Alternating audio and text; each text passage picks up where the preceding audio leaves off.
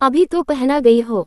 बहू जी, बड़ी अच्छी चूड़ियां हैं, सीधे बम्बई से पार्सल मंगाया है। सरकार का हुक्म है, इसलिए नई चूड़ियां आते ही चली आती हूँ। तो जाओ, सरकार को ही पहनाओ, मैं नहीं पहनती। बहू जी, जरा देख तो लीजिए, कहती मुस्कुराती हुई भीख चूड़ी वाली अपना बक्स खोलने लगी। वह 25 वर्ष की एक गोरी छरहरी स्त्री थी।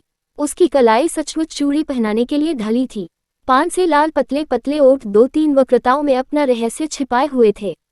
उन्हें देखने का मन करता, देखने पर उन सलोने अधरों से कुछ बोलवाने का जी चाहता है।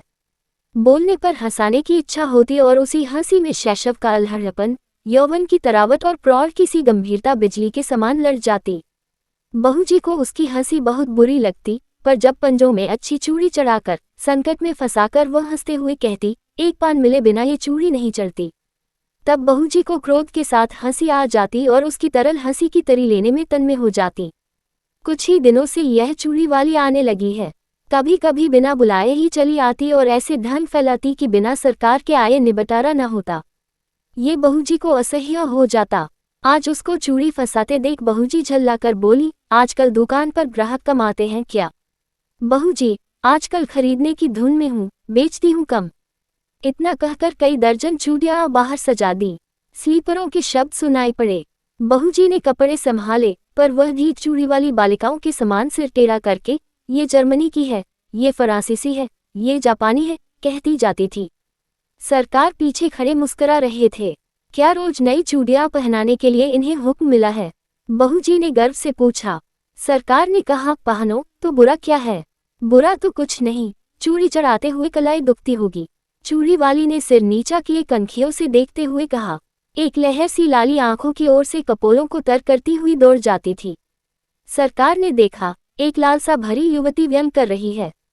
हृदय में हलचल मच गई। घबराकर बोले, ऐसा है तो न पहने, भगवान करे रोज पहने।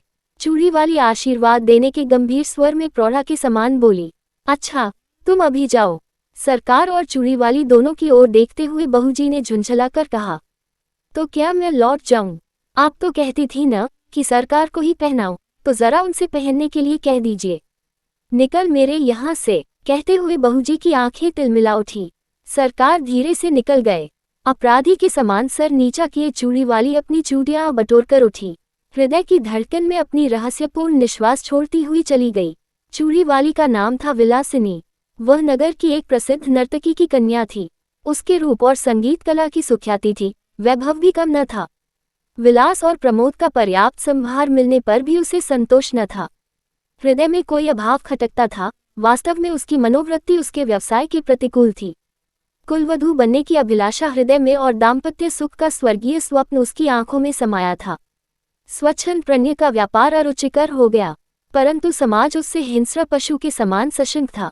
उससे आश्रय मिलना असंभव जानकर विलासिनी ने छल के द्वारा वही सुख लेना चाहा।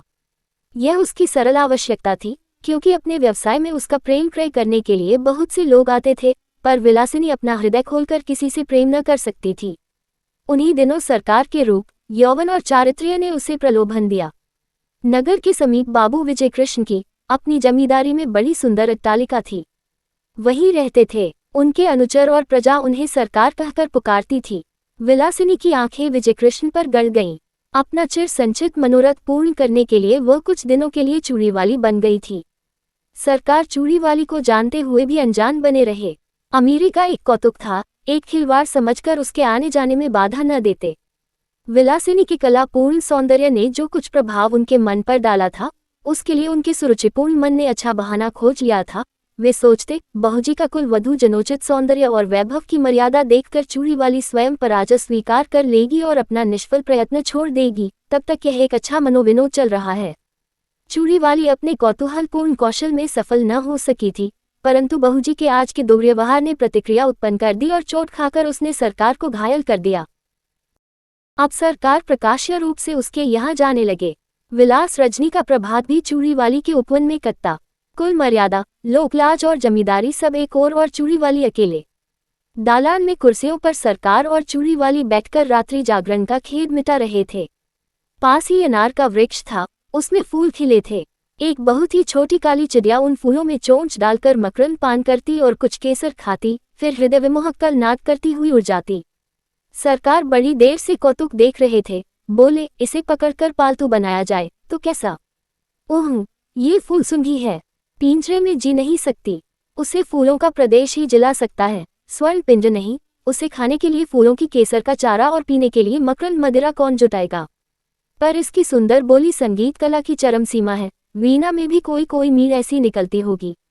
इसे अवश्य पकना चाहिए, जिसमें बाधा नहीं, बंधन नहीं, जिसका सौंदर्य स्वच्छंद है। उस असाधारण प्राकृतिक कला का मूल्य क्या बंधन है? कुरुचि के द्वारा वह कलंकित भले ही हो जाए परंतु पुरस्कृत नहीं हो सकती। उसे आप पिंजरे में बंद करके पुरस्कार देंगे या दंड? कहते हुए उसने विजय की एक व्यंग भरी मुस्कान छोड़ी। सरकार की उस वन विहंगम को पकड़ने की लालसा बलवती हो उठी। उन्होंने कहा, जाने भी दो, वह अच्छी कला नहीं जानती। प्रसंग बदल गया। नित्य का साधारण विनोदपूर्ण क्रम चला। चूड़ी वाली अपने अभ्यास के अनुसार समझती कि यदि बहूजी की अपार प्रणय संपत्ति में से कुछ अंश मैं भी लेती हूँ तो हानि क्या, परंतु बहूजी को अपने प्रणय के एकाधिपत्य पर पूर्ण विश्वास था। वह निष्क्रिय प्रतिरोध करने लगी। राजयक्ष्मा के भयानक आक्रमण से वह भूलने लगी और सरकार वन विहंगिनी विलासिनी को स्वायत्त करने में दच्चित हुए। रोगी की शुश्रूषा और सेवा में कोई कमी न थी, परंतु एक बड़े मुकदमे में सरकार का उधर सर्वस्वांत हुआ, इधर बहूजी चल बसी। चूड़ी वाली ने समझा कि उसकी पूर्ण विजय हुई, पर बात कुछ दूसरी थी। विजय कृष्ण का वह एक विनोद था। जब सब कुछ चला गया तब विनोद लेकर क्या होगा? एक दिन चूड़ी वाली से छुट्टी मांगी। उसने कहा, कमी किस बात की है, मैं तुम्हारी ही हूँ और सब विभव भी तुम्हारा है। विजय कृष्ण ने कहा, मैं वेश्या की दी हुई जीविका से पेट पालने में असमर्थ हूँ। चूड़ी वाली बिलखने लगी, विनय क्या, रोई गिड़गिड़ाई, पर विजय कृष्ण चले ही गए। वह सोचने लगी कि अपना व्यवसाय और विजय की गृहस्थी बिगाड़कर जो सुख खरीदा था उसका कोई मूल्य नहीं। मैं कुलवधू होने के उपयुक्त नहीं, क्या समाज के पास इसका कोई प्रतिकार नहीं? इतनी तपस्या और इतना स्वार्थ त्याग व्यर्थ है।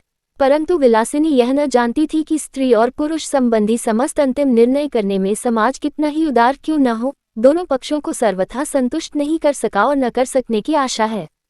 ये रहस्य सृष्टि को उलझा रखने की कुंजी है। विलासिनी ने बहुत सोच समझकर अपनी जीवनचर्या बदल डाली।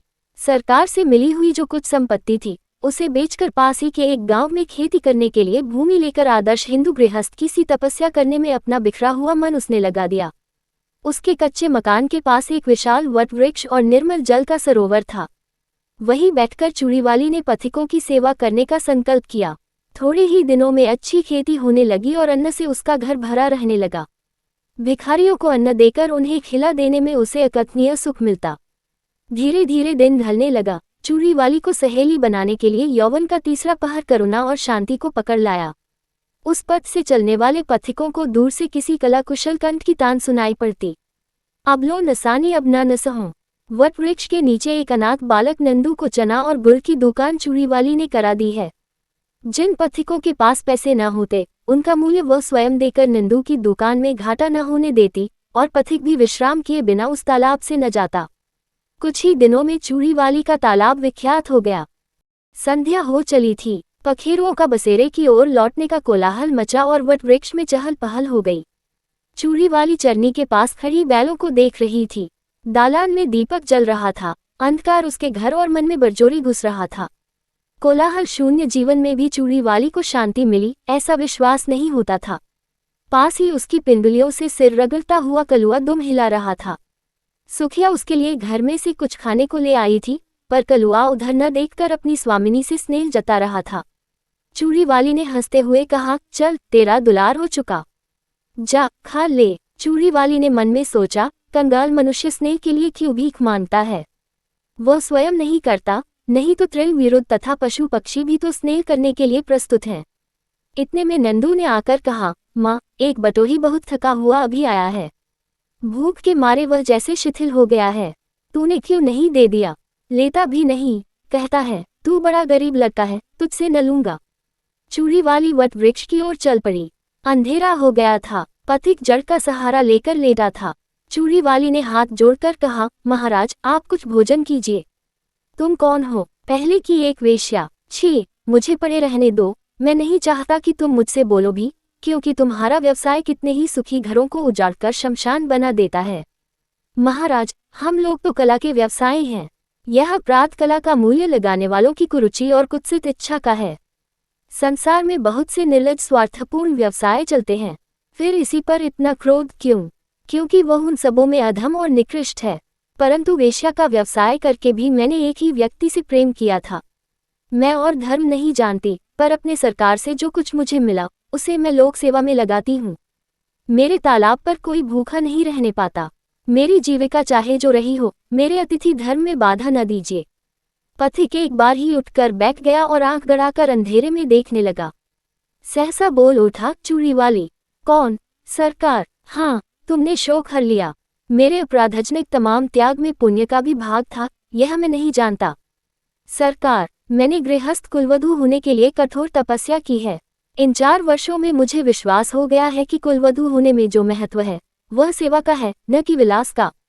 सेवा ही नहीं, चूड़ी वाली, उसमें विलास का अनंत यौवन है, क्योंकि केवल स्त्री पुरुष के शारीरिक बंधन में वह पर्यवसित नहीं है, बाह्य साधनों के विकृत हो जाने तक ही उसकी सीमा नहीं। गार्हस्थ्य जीवन उसके लिए प्रचुर उपकरण प्रस्तुत करता है, इसलिए वह प्रिय भी है और श्रेय भी है। मुझे विश्वास है कि तुम अब सफल हो जाओगी। मेरी सफलता आपकी कृपा पर है। विश्वास है कि अब इतने निर्दय न होंगे। कहते कहते चूड़ी वाली ने सरकार के पैर पकड़ लिए। सरकार ने उसके हाथ पकड़ लिए।